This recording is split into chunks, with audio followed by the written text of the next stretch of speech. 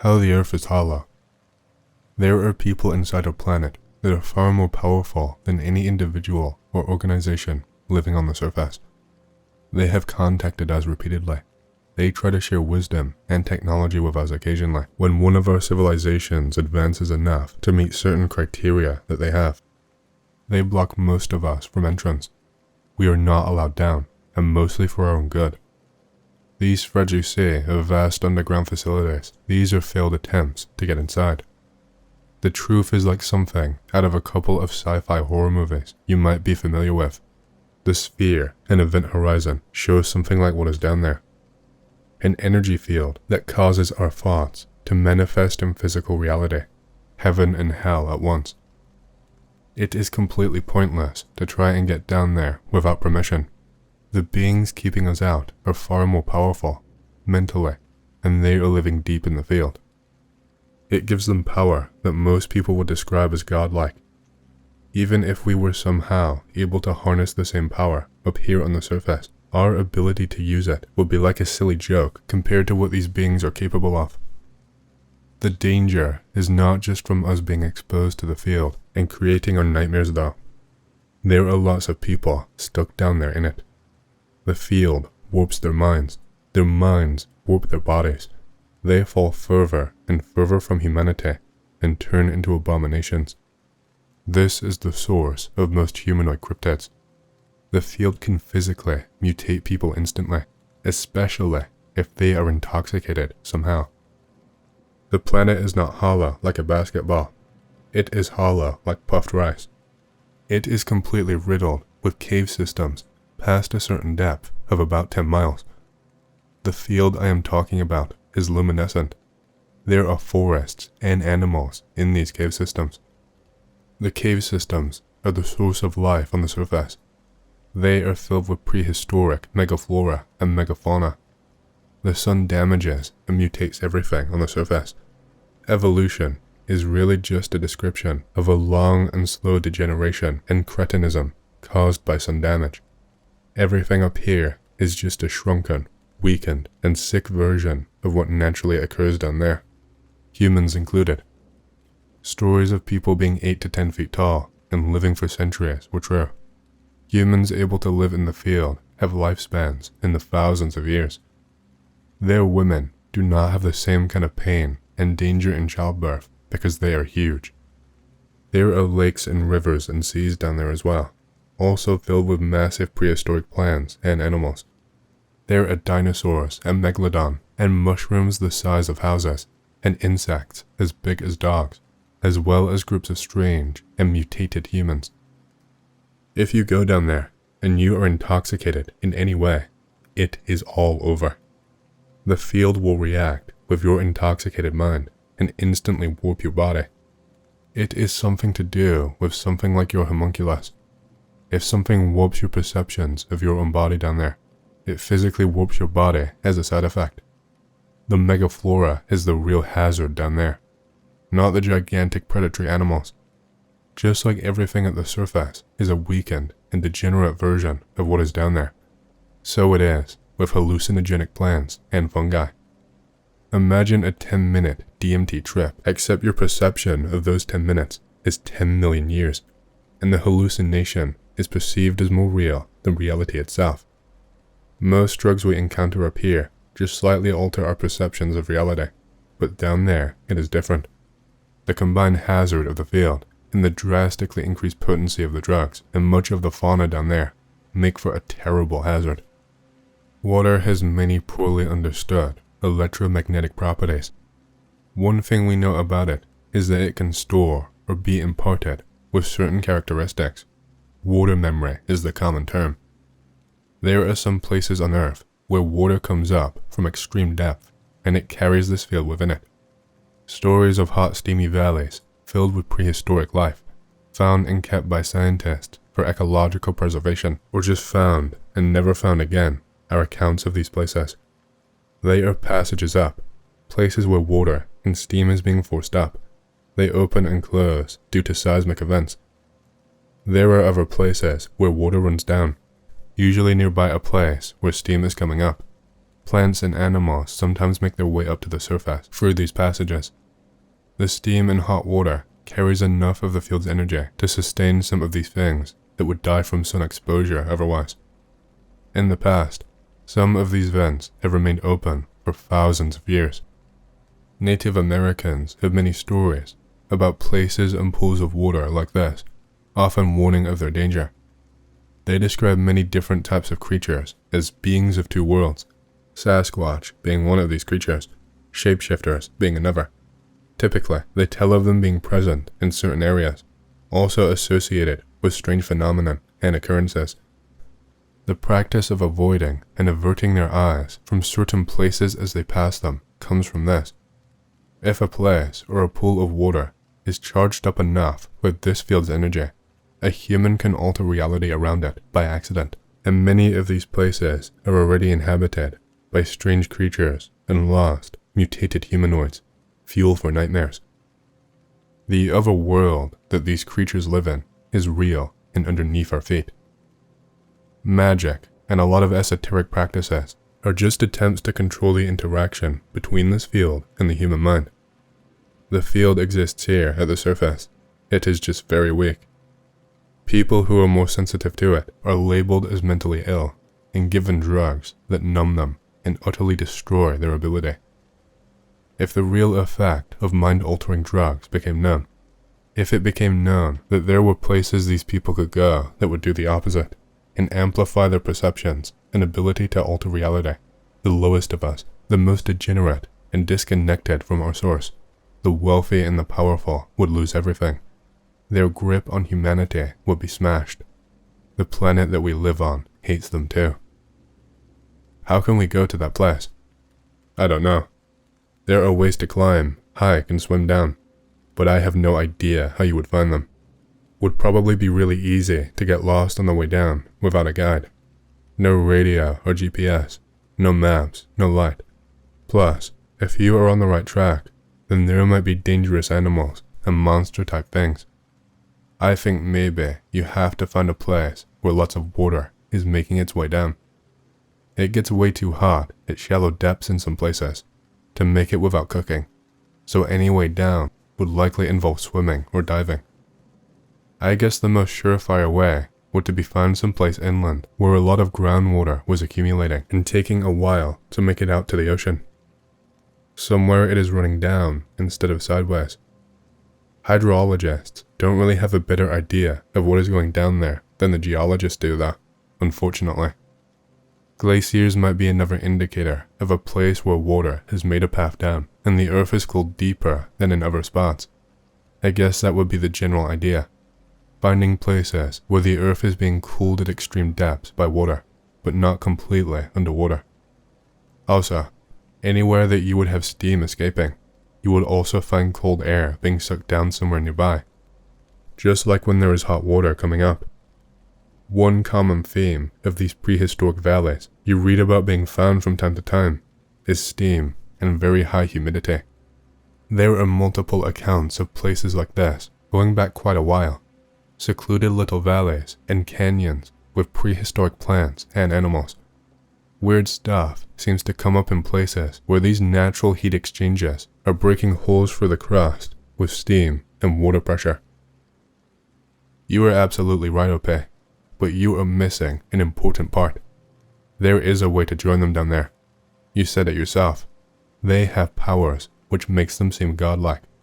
So the solution for us is to simply obtain these same supernatural abilities that they have. Although it doesn't sound simple, it should be, because these powers are supposed to be accessible by any and all human beings. Therefore, seek the way to obtain supernatural abilities for your own salvation, and so that you may hang out with the bros down there. If it's so difficult to get down there, then how are there transformed humanoids down there that came from the surface? Did you see these things through remote viewing? There have probably been humans living down there for as long as they have been living up here, maybe even longer. We had to have come from down there, or from some other world entirely. There is no way we evolved on the surface here. The sun causes the opposite to happen. Groups of humans are allowed down sometimes. some groups of people that have been rejected and driven out, or have fled, to slowly degenerate into animals here at the surface. The humans down there don't have the same kind of technology that we do because things work so differently. Most of our electronics would start malfunctioning if we took them down there, and would be irreparably damaged past a certain point. The reason things are so different down there, the reasons this strange field forms, are to do with electromagnetism.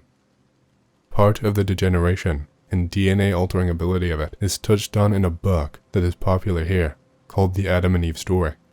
The author of the book got a lot wrong, but he referenced some experiments on rats to do with altering the magnetic field in which they lived.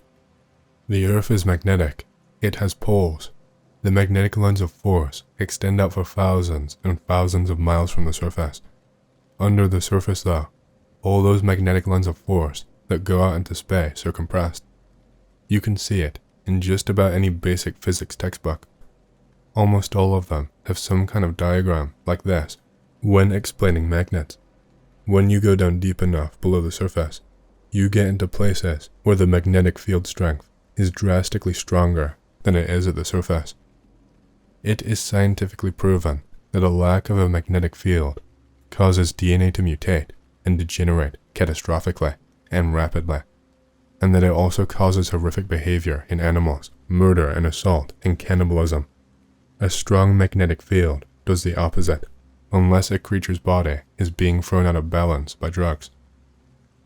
Lots of people have seen lots of things. Maybe there's nothing I've seen that you need to say, except what to ignore. Most people go looking for reports and stories and books about alien life forms and deities and cryptids for reasons that are pointless.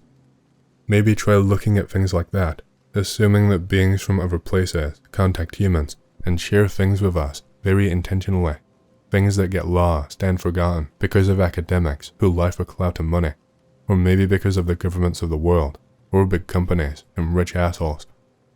There are really lots of reasons that things are ignored, or reasons they were swept under the rug in the past. Not everything is successfully hidden from you.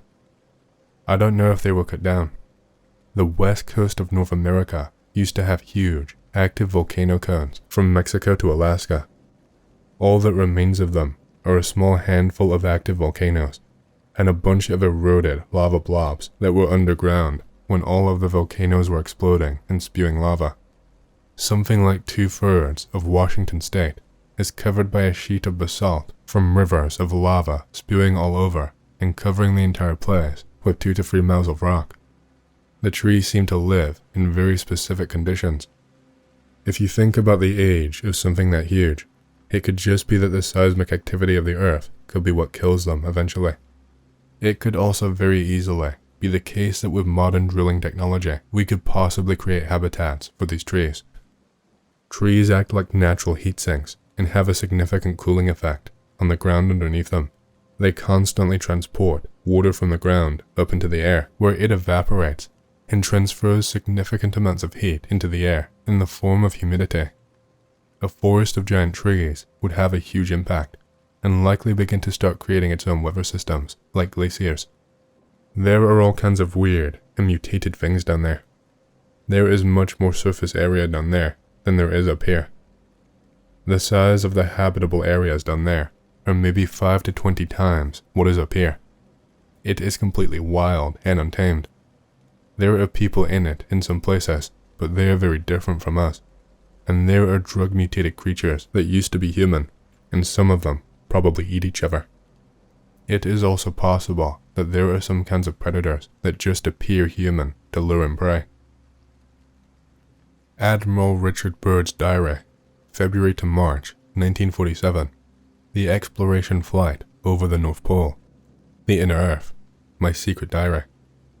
I must write this diary in secrecy and obscurity. It concerns my Arctic flight of the 19th day of February in the year of 1947.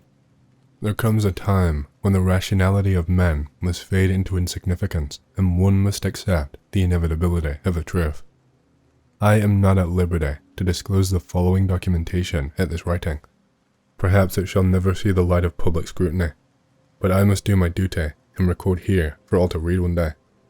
In a world of greed and exploitation of certain of mankind can no longer suppress that which is truth. Flight log, Base Camp Arctic, 2nd 1947. 0600 hours. All preparations are completed for our flight northward, and we are airborne with full fuel tanks at 0610 hours. 0620 hours. Fuel mixture on starboard engine seems too rich. Adjustment made, and Pratt Whitney's are running smoothly. 0740 hours. Radio check with base camp. All is well, and radio reception is normal. 0740 hours. Note, slight oil leak in starboard engine. Oil pressure indicator seems normal, however. 0800 hours. Slight turbulence noted from easterly direction at altitude of 2321 feet. Correction to 1700 feet. No further turbulence, but tailwind increases. Slight adjustment in throttle controls. Aircraft performing very well now. 0815 hours. Radio check with base camp. Situation normal. 0830 hours. Turbulence encountered again. Increase altitude to 2900 feet. Smooth flight conditions again. 0910 hours. Vast ice and snow below. Note coloration of yellowish nature and disperse in a linear pattern. Altering course for a better examination of this color pattern below. Note reddish or purple color also. Circle this area full 2 turns and return to assigned compass heading. Position check made again to base camp and relay information concerning colorations in the ice and snow below.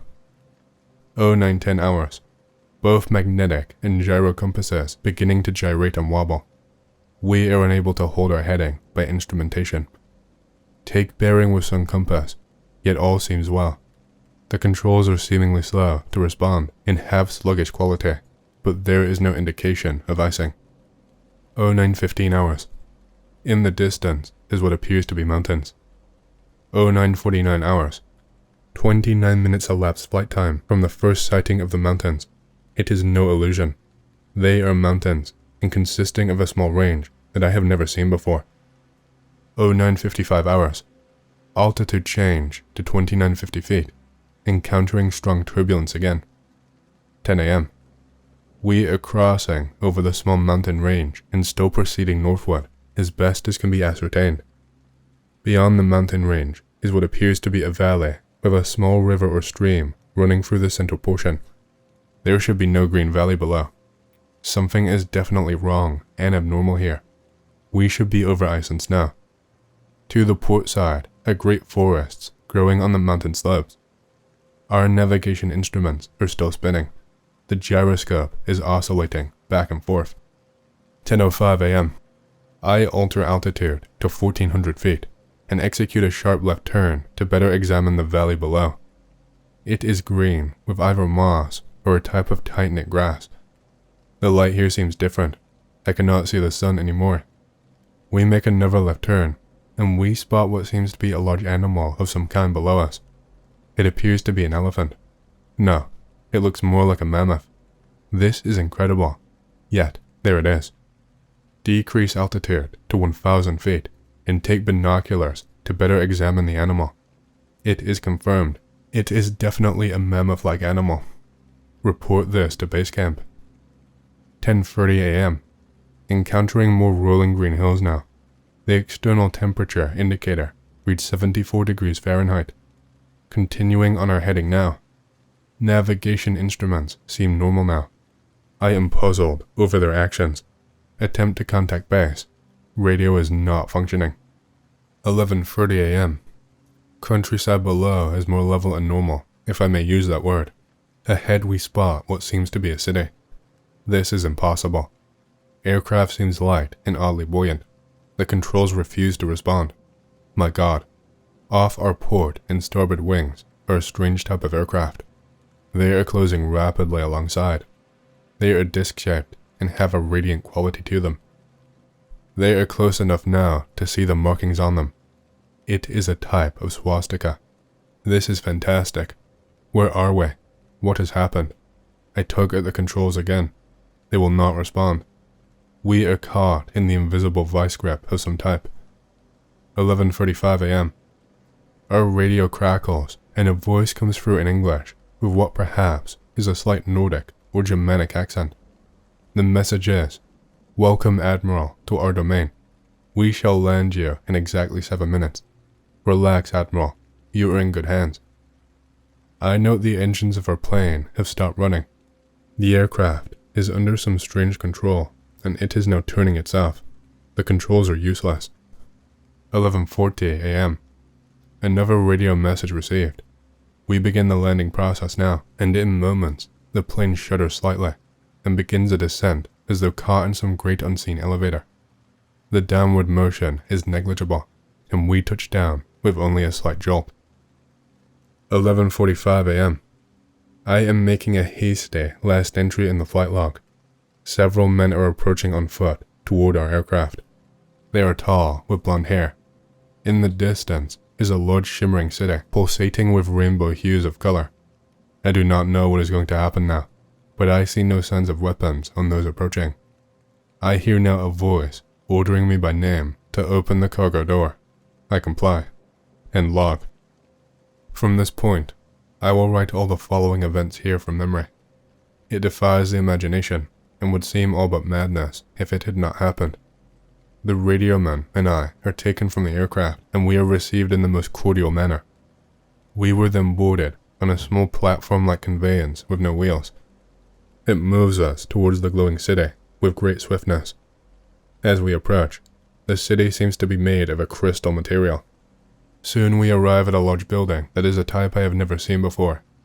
It appears to be right out of the design board of Frank Lloyd Wright, or perhaps more correctly, out of a Buck Rogers setting. We are given some type of warm beverage, which tasted like nothing I have ever savored before. It is delicious. After about 10 minutes, 2 of our wondrous appearing hosts come to our quarters and announce that I am to accompany them. I have no choice but to comply. I leave my radio man behind, and we walk a short distance and enter in what seems to be an elevator.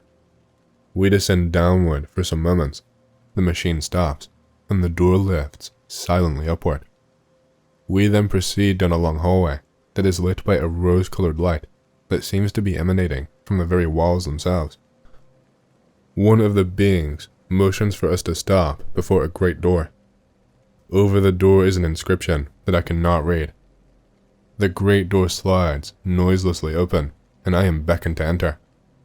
One of my hosts speaks. "Have no fear, Admiral. You are to have an audience with the master." I step inside, and my eyes adjust to the beautiful coloration that seems to be filling the room completely. Then I begin to see my surroundings.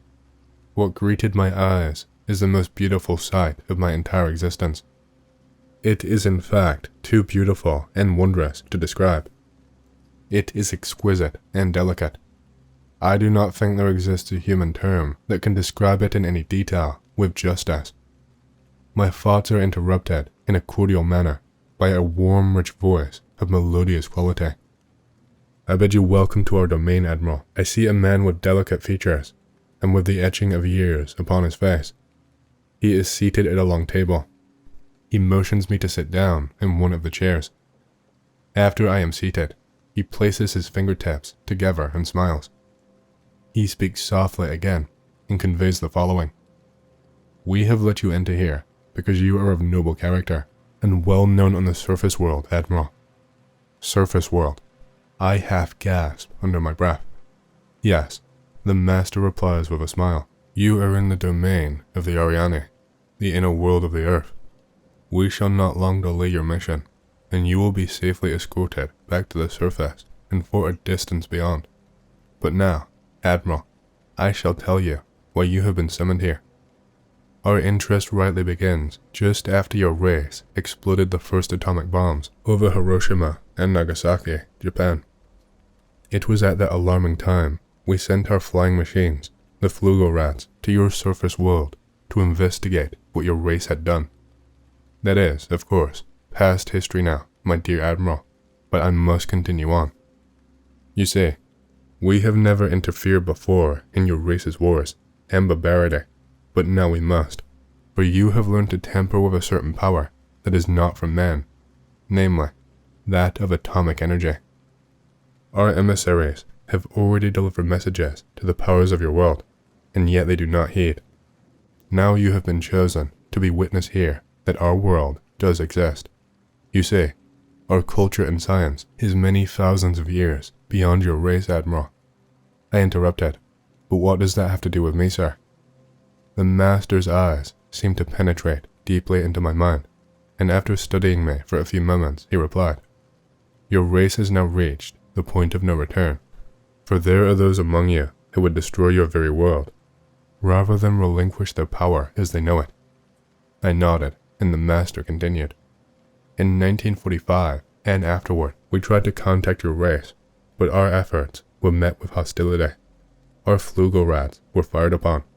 Yes, even pursued with malice and animosity by your fighter planes.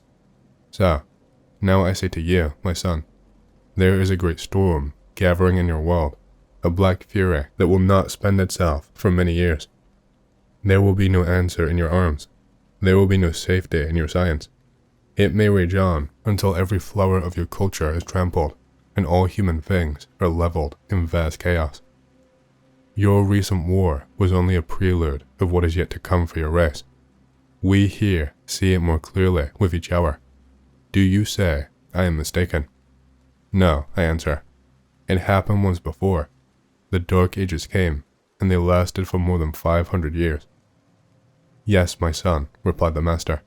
"The Dark Ages that will come now for your race will cover the earth like a pall, but I believe that some of your race will live through the storm. Beyond that I cannot say. We see a great distance a new world stirring from the ruins of your race, seeking its lost and legendary treasures, and they will be here, my son, safe in our keeping. When that time arrives, we shall come forward again to help revive your culture and your race. Perhaps by then you will have learned the futility of war and its strife, and after that time, certain of your culture and science will be returned for your race to begin anew. You, my son, are to return to the surface world with this message." With these closing words, our meeting seemed at an end. I stood for a moment as in a dream, but yet I knew this was reality, and for some strange reason, I bowed slightly, either out of respect or humility, I did not know which. Suddenly, I was again aware that the two beautiful hosts who had brought me here were again at my side. "This way, Admiral," motioned one. I turned once more before leaving and looked back toward the master. A gentle smile was etched on his delicate and ancient face. "Farewell, my son," he spoke. Then he gestured with a lovely, slender hand, a motion of peace, and our meeting was truly ended. Quickly, we walked back through the great door of the master's chamber and once again entered into the elevator. The door slid silently downward, and we were once again going upward. One of my hosts spoke again. "We must now make haste, Admiral, as the master desires to delay you no longer on your scheduled timetable, and you must return with his message to your race." I said nothing. All of this was almost beyond belief, and once again, my thoughts were interrupted as we stopped. I entered the room and was again with my radioman. He had an anxious expression on his face. As I approached, I said, "It's all right, Howie. It is all right." The two beings motioned us toward the awaiting conveyance. We boarded, and soon arrived back at the aircraft. The engines were idling, and we boarded immediately. The whole atmosphere seemed changed now, with a certain air of urgency. After the cargo door was closed, the aircraft was immediately lifted by that unseen force until we reached an altitude of 2,700 feet. Two of the aircraft were alongside for some distance, guiding us on our return way. I must state here, the airspeed indicator registered no reading, yet they were moving along at a very rapid rate. 2:15 p.m. A radio message comes through. "We are leaving you now, Admiral. Your controls are free. Auf Wiedersehen." We watched for a moment as the Flugel-rats disappeared into the pale blue sky. The aircraft suddenly felt as though caught in a sharp downdraft for a moment. We quickly recovered her control. We do not speak for some time. Each man has his thoughts. Entry in flight log continues. 2:20 p.m. We are again over vast areas of ice and snow, and approximately 27 minutes from base camp. We radio them. They respond. We report all conditions normal. Normal. Base camp expresses relief at our re-established contact. 3 p.m. We land smoothly at base camp. I have a mission. End log entries. March 11th, 1947. I have just attended a staff meeting at the Pentagon. I have stated fully my discovery and the message from the master. All is duly recorded. The president has been advised. I am now detained for several hours. 6 hours, 49 minutes to be exact. I am interviewed intently by top security forces and a medical team. It was an ordeal. I am placed under strict control via the national security provisions of this United States of America. I am ordered to remain silent in regard to all that I have learned on the behalf of humanity. Incredible. I am reminded that I am a military man and I must obey orders. 30th of December, 1956. Final entry. These last few years elapsed since 1947 have not been kind. I now make my final entry in this singular diary. In closing, I must state that I have faithfully kept this matter secret as directed all these years. It has been completely against my values of moral right. Now, I seem to sense the long night coming on, and this secret will not die with me, but as all truth shall, it will triumph, and so it shall. This can be the only hope for mankind. I have seen the truth, and it has quickened my spirit and has set me free. I have done my duty toward the monstrous military-industrial complex. Now the long night begins to approach, but there shall be no end. Just as the long night of the Arctic ends, the brilliant sunshine of truth shall come again, and those who are of darkness shall fall in its light, for I have seen that land beyond the pole, the center of the great unknown.